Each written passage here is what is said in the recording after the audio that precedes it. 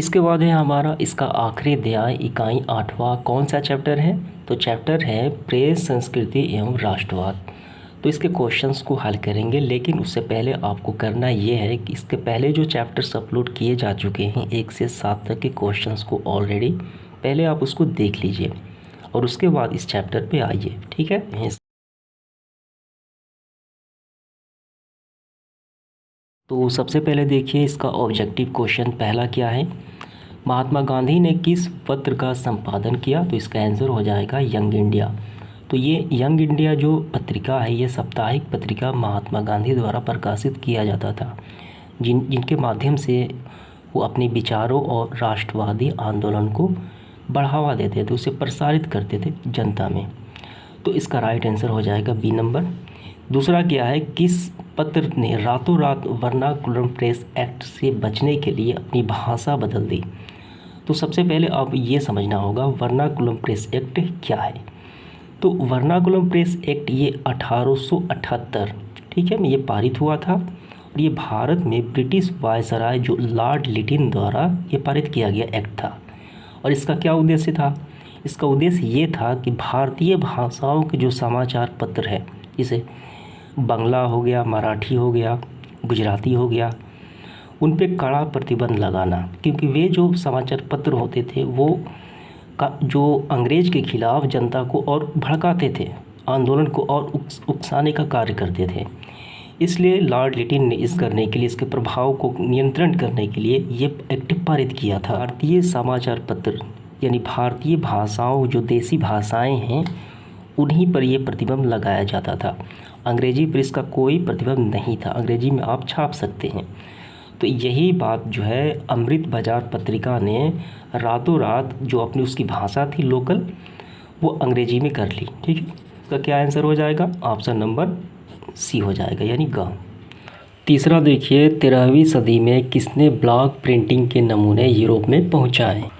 तो यहाँ देखिए 13वीं सदी के अंतिम में रोमन मिशनरी एवं मार्को पोलो द्वारा ब्लॉक प्रिंटिंग के नमूने यूरोप में पहुँचाए गए। किसके द्वारा? मार्को पोलो द्वारा। ऑप्शन नंबर का इसका सही हो जाएगा। इसके बाद देखिए चौथा, गुटेनबर्ग का जन्म किस देश में हुआ था? तो यहाँ पे समझिए गुटेनबर्ग कौन थे? गुटेनबर्ग जर्मन के टाइप के माध्यम से मुद्रण विद्या का आविष्कारक थे। उन्होंने टाइप यानी मुद्रण विद्या का आविष्कार किया था, ठीक है, और 1939 में प्रिंटिंग प्रेस की रचना की थी। तो इनका जन्म किस देश में हुआ था? ये रहे गुटेनबर्ग। तो इनका जन्म जहाँ पे हुआ था जर्मनी के मेंस नगर में। तो इसका ऑप्शन हो जाएगा जर्मनी। ऑप्शन नंबर बी इसका राइट आंसर हो जाएगा। गुटेनबर्ग ने सर्वप्रथम किस पुस्तक की छपाई की? तो उन्होंने बाइबल, जो पहली पुस्तक थी बाइबल की। ऑप्शन नंबर डी इसका राइट आंसर। इसके बाद देखिए 6 नंबर, इंग्लैंड में मुद्रण कला को पहुंचाने वाला कौन व्यक्ति था, ये बताना है। तो यहाँ देखिए 1475 ईस्वी में सर विलियम कैक्सटन मुद्रण कला को इंग्लैंड में लाए। कौन व्यक्ति?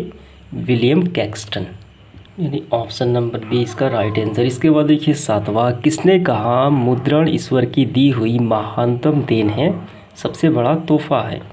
तो हमें बताना है।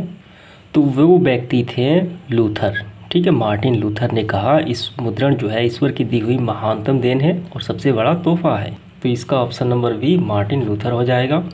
इसके बाद देखिए 8वां, रूसो कहाँ का दार्शनिक था? हम सभी जानते हैं ये फ्रांस का दार्शनिक था। इसके बाद 9 नंबर देखिए, विश्व में सर्वप्रथम मुद्रण की शुरुआत कहाँ हुई थी? 4 विकल्प में बताना है। तो सबसे पहले मुद्रण कला की शुरुआत यानी आविष्कार हुआ था वो चाइना में यानी चीन में हुआ था। ये होगा सी नंबर, चीन में। इसके बाद देखिए 10वां, किस देश की सिविल सेवा परीक्षा में मुद्रित पुस्तकों यानी सामग्रियों की मांग बढ़ी? कौन सा देश था? तो वो देश था चीनी राजतंत्र, जहाँ पे सिविल सेवा आकांक्षाएं लोग। इसका राइट आंसर हो जाएगा। इसके बाद देखिए रिक्त स्थानों की पूर्ति करें हम भरेंगे। तो पहले क्या है, सबसे पहले देखिए 1904 से 5 के रूस जापान युद्ध में रूस की क्या हुई? हार हुई थी। दूसरा है फिरोज शाह मेहता ने बॉम्बे क्रॉनिकल का संपादन किया। ये बॉम्बे क्रॉनिकल क्या है? तो बॉम्बे क्रॉनिकल एक दैनिक समाचार पत्र है, ठीक है, और फिरोज शाह मेहता एक एडवोकेट जनरल थे, ठीक। तो ये हो जाएगा बॉम्बे क्रॉनिकल। इसके बाद देखिए वर्नाकुलम प्रेस एक्ट कब हुआ था? 1878 में हुआ था। जो देसी समाचार पत्र है उन पे प्रतिबंध लगाना इसका उद्देश्य था। इसके बाद देखिए 4 नंबर, भारतीय समाचार पत्रों के मुक्तिदाता के रूप में कौन जाने जाते हैं? तो ये चार्ल्स मेडकॉफ, ठीक है, ये भरना है। इसके बाद देखिए 5वां, अल हिलाल का संपादन जो व्यक्ति किए उनका नाम है मौलाना आज़ाद। तो ये समाप्त होता है। इसके बाद देखेंगे हम लोग मिलान संबंधी प्रश्न, ये काफ़ी आसान है। तो पहले में क्या है, जेके हिक्की, तो इन्होंने क्या किया, बंगाल गजट का संपादन किया, ठीक है, एक का हो जाएगा। इसके बाद दूसरा राजा राम मोहन राय, ये संवाद कौमुदी, ठीक है। इसके बाद देखिए तीसरा, बाल गंगाधर तिलक, तो इन्होंने क्या किया। इसके बाद देखिए तीसरा है बाल गंगाधर तिलक, तो इन्होंने समाचार पत्र चलाते थे, इसका नाम था मराठा और ये अंग्रेजी में है। और एक समाचार पत्र था उनका केसरी जो मराठी में होता है, ठीक है। इसके बाद देखिए चौथा, केशव चंद्र सेन, तो केशव चंद्र सेन जो इनका था सुलभ समाचार, सुरेंद्र नाथ बनर्जी इनका था बंगाल गजट। तो ये मिलान संबंधी प्रश्न समाप्त हुआ। इसके बाद है हमारा निम्नांकित के बारे में 20 शब्दों में हमें लिखना है, ठीक है। तो यहाँ देखिए पहला क्या है, छापा खाना, ये क्या है इसके बारे में, यानी सबके बारे में आपको 20 शब्दों में लिखना है। पहले हम देखेंगे छापा खाने के बारे में। तो इस प्रकार आपको लिखना है, छापा खाना वह स्थान जहाँ मुद्रण यंत्र के उपयोग से छपाई का कार्य किया जाता है छापा खाना कहलाता है, ठीक है। इसके बाद क्या है हमारा गुटेनबर्ग, तो गुटेनबर्ग के बारे में लिखना है। गुटेनबर्ग जर्मन टाइप के माध्यम से मुद्रण का आविष्कारक थे। तो ये व्यक्ति थे जिन्होंने मुद्रण का आविष्कार किया था टाइप के माध्यम से। उन्होंने 1439 में प्रिंटिंग प्रेस की रचना की, ठीक है। इसके बाद बाइबिल क्या है, बाइबिल जो है ईसाई धर्मपद के आधारशिला तथा ईसाइयों का पवित्रतम ग्रंथ है बाइबल। इसके बाद है नंबर रेशम मार्ग। रेशम मार्ग प्राचीन काल और मध्यकाल में ऐतिहासिक व्यापारिक सांस्कृतिक मार्गों का एक समूह था जिसके माध्यम से एशिया, यूरोप और अफ्रीका जुड़े हुए थे। ये व्यापार का एक केंद्र था रेशम मार्ग। इसके बाद देखिए नंबर मराठा। बाल गंगाधर तिलक के संपादन में 1881 में बम्बई से अंग्रेजी भाषा में प्रकाशित एक समाचार पत्र है, इसे मराठा कहा जाता है। और इनका एक और है जो केसरी कहा जाता है, वो मराठी में है। इसके बाद देखिए यंग इंडिया, ये क्या है इसके बारे में बताना है। यंग इंडिया जो है ये साप्ताहिक पत्रिका थी और इसे महात्मा गांधी प्रकाशित करते थे और जिनमें अपने विचारों और दर्शनों को प्रसारित हेतु आरंभ किया, ठीक है, भारत की जनता के लिए। इसके ये भी इंग्लिश में है। इसके बाद देखिए वर्नाकुलम प्रेस एक्ट, ये काफ़ी महत्वपूर्ण भी है।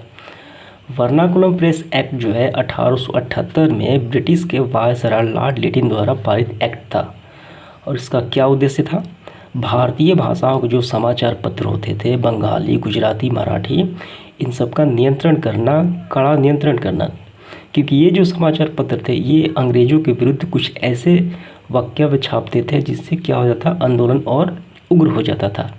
इसीलिए जो वायसराय था इस पे कड़ा प्रतिरोध लगा दिया कि आप देसी भाषाएं में ये समाचार पत्र नहीं छाप सकते लेकिन अंग्रेजी में छाप सकते हैं। तो यही है वर्नाकुलम प्रेस एक्ट। इसके बाद देखिए नंबर सर सैयद अहमद, इनके बारे में बताना है।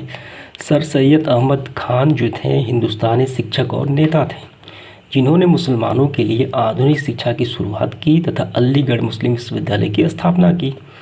इसके बाद देखिए नंबर प्रोटेस्टेंटवाद, ये क्या है, तो इन दोनों के बारे में मैं यहाँ पे स्क्रीनशॉट दे देता हूँ, वहीं से आपको बारे में लिख लेना है, ठीक है। तो इसके बाद हम लोग देखेंगे कौन सा प्रश्न, लघु उत्तरीय प्रश्न है। इसमें निम्नांकित प्रश्नों के उत्तर 60 शब्दों में देना है। पहला है गुटेनबर्ग ने मुद्रण यंत्र का विकास कैसे किया, ये बताना है। तो ये है गुटेनबर्ग जिन्होंने मुद्रा यानी टाइप करने की मशीन का ये आविष्कार किया। तो यहाँ से करना है, गुटेनबर्ग ने आवश्यकता के अनुसार मुद्रण स्याही बनाया तथा हैंड प्रेस का प्रथम बार मुद्रण कार्य संपन्न करने में प्रयोग किया। तो इनका जो मशीन है ये, ठीक है, इसका नाम है हैंड प्रेस, ठीक। तो इसके बारे में लिखना है। इस हैंड प्रेस के लकड़ी के चौखट में 2 समतल भाग प्लेट एवं बेड एक के नीचे तथा दूसरा समांतर रूप में रखे गए थे। तो किस तरीके से किया है वो सारा बताना है, बस यहाँ तक आपको लिखना है। और इन्होंने प्रथम जो लिखा था वो ग्रंथ है, वो धर्म ग्रंथ है बाइबल, ठीक है, पहला मुद्रण किया। तो यहाँ से लेके आपको यहाँ तक लिखना है। इसके बाद देखिए इसका अगला प्रश्न, छापा खाना यूरोप में कैसे पहुँचा, ये बताना है। तो इसका आंसर आपको इस प्रकार लिखना है, पुनर्जागरण एवं व्यापारिक केंद्र के रूप में अपनी विशिष्ट पहचान बना लेने के बाद 1475 में सर जॉन विलियम्स जो थे उन्होंने मुद्रण कला को इंग्लैंड में लाए तथा वेस्टमिंस्टर कस्बे के प्रथम प्रेस स्थापित हुआ। इस प्रकार छापखाना यूरोप पहुंच गया। इसके बाद देखिए अगला प्रश्न, इक्विजिशन के बारे में, इक्विजन से आप क्या समझते हैं, इसकी ज़रूरत क्यों पड़ी। तो इसका आंसर आपको लिखना है, ईश्वर एवं सृष्टि के बारे में रोम कैथोलिक चर्च की मान्यताओं के विपरीत विचार आने से कैथोलिक चर्च क्रूर हो गया, यानी जो ईसाई धर्म को मानने वाला था, और तथाकथित धर्म विरोधी विचारों को दबाने के लिए शुरू किया गया आंदोलन जो था वो कहलाता है इक्विजिशन। और इसकी सहायता से विरोधी थे विचारधारा के प्रकाशकों और पुस्तक विक्रेताओं पर प्रतिबंध लगाया गया। इसके बाद देखिए अगला प्रश्न, पांडुलिपि क्या है, इसकी क्या उपयोगिता है। तो इसका आंसर लिखना है, मुद्रण कला के आविष्कार से पूर्व हाथ द्वारा विभिन्न प्रकार के चित्रों का उपयोग कर ली गई लिखाई को क्या कहा जाता है, पांडुलिपि कहा जाता है। पुरानी बातों के संबंध में ज्ञान अर्जन करने के लिए इसका उपयोग किया जाता था, पांडुलिपि का।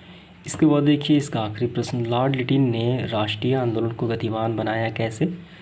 तो लॉर्ड लिटिन ही था जो वर्नाकुलम प्रेस एक्ट लाया था। तो इसका आंसर करना है, लॉर्ड लिटिन ने वर्नाकुलम प्रेस एक्ट 1878 में पारित किया और इस एक्ट द्वारा भारतीय समाचार पत्रों पर प्रतिबंध लगा दिया गया, जिससे जनमानस उद्वेलित हो गया और इससे राष्ट्रीय आंदोलन को बल मिला।